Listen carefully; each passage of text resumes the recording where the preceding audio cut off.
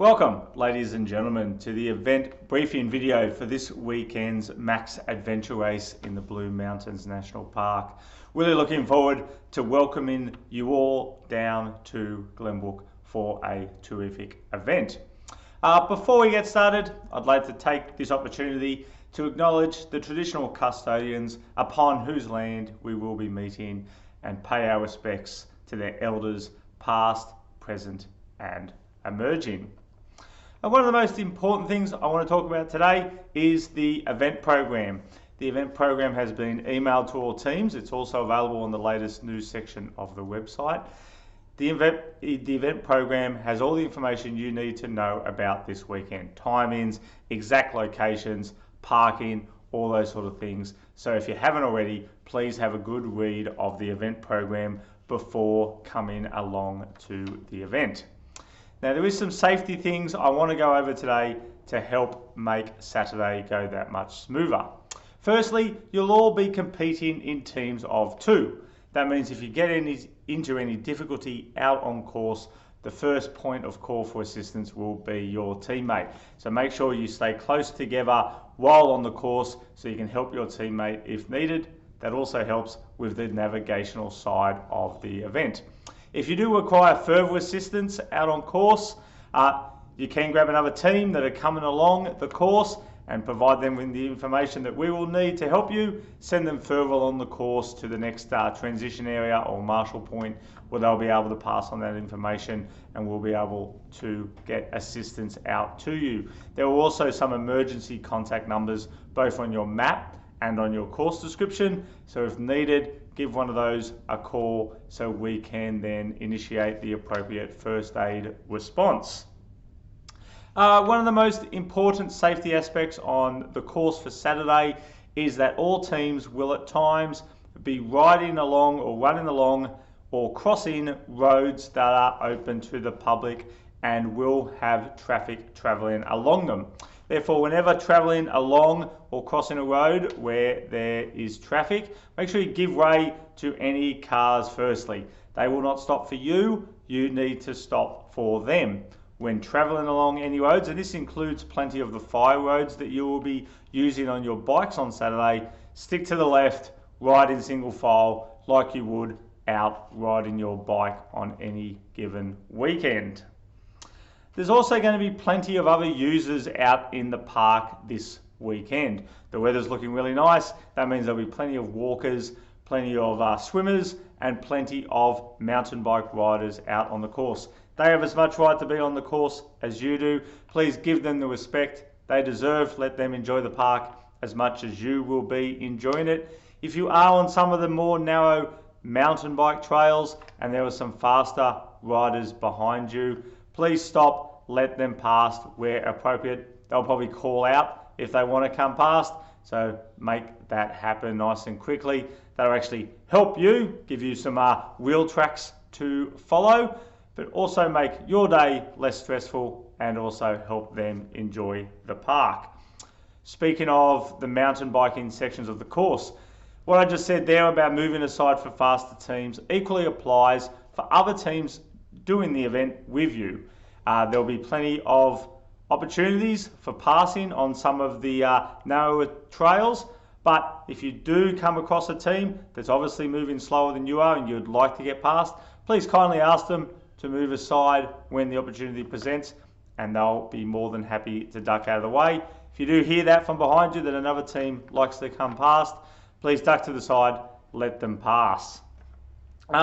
The mountain bike riding is not overly technical. There is some single track riding, but it is not a hugely technical area. So you should all have a blast flying down the single track.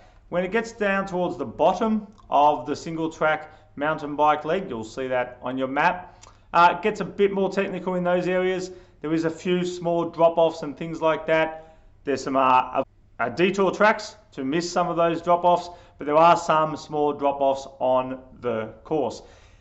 Ride to your ability. If you need to stop and get off and walk for a short section, please do so. That's better than trying to ride something outside your ability and having an accident.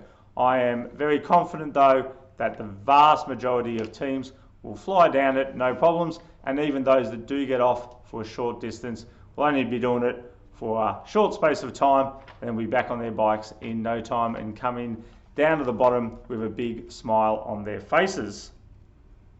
When you are out on the mountain bike course especially, you'll see on your map there's some arrows and information indicating you should ride runway on this road, runway on this single track, things like that. Please respect those directions. That is to keep everybody moving in the run direction on the single track mountain bike leagues.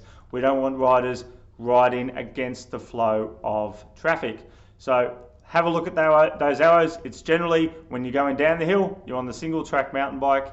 When you're riding up the hill, you are allowed to then use the road.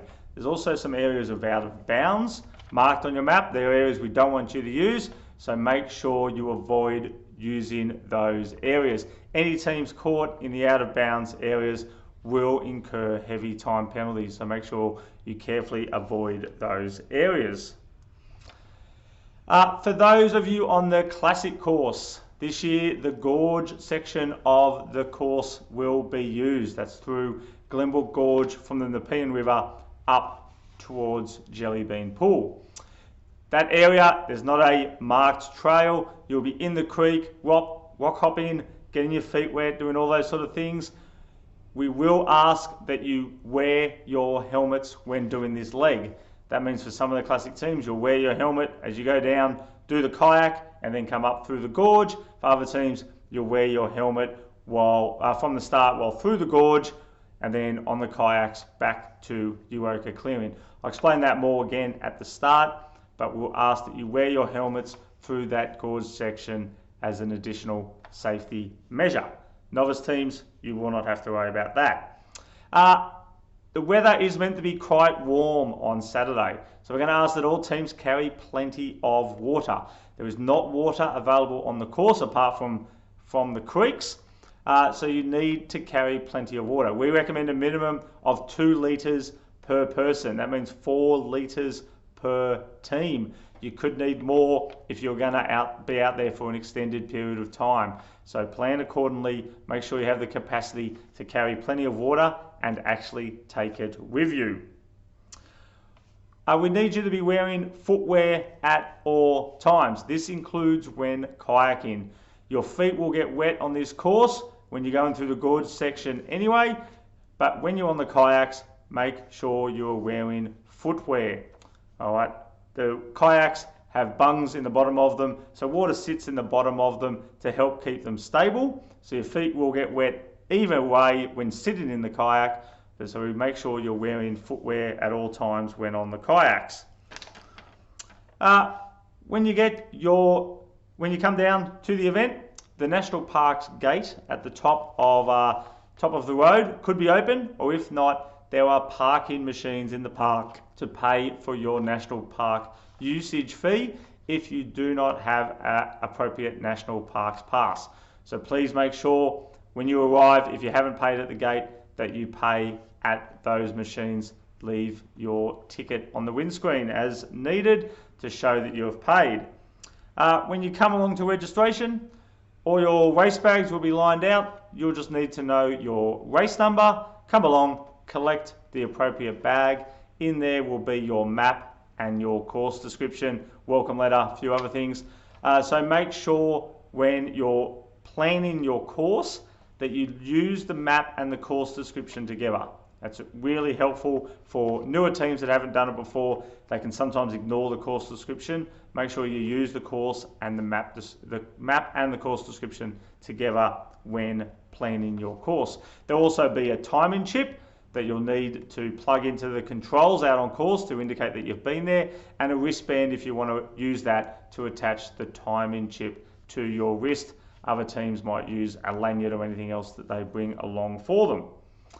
For you novice teams, I highly recommend coming along to the novice tips and tricks session, which will be held at the start line just after the classic course teams start. Check the event program for exact timings, but what I'll virtually do there is sit you all down and run through the course with you to explain what you're looking for and how you go about successfully completing the course. That's all from me at the moment. Enjoy the last couple of days before the event, and we look forward to seeing you all bright and early on Saturday morning. Thanks very much.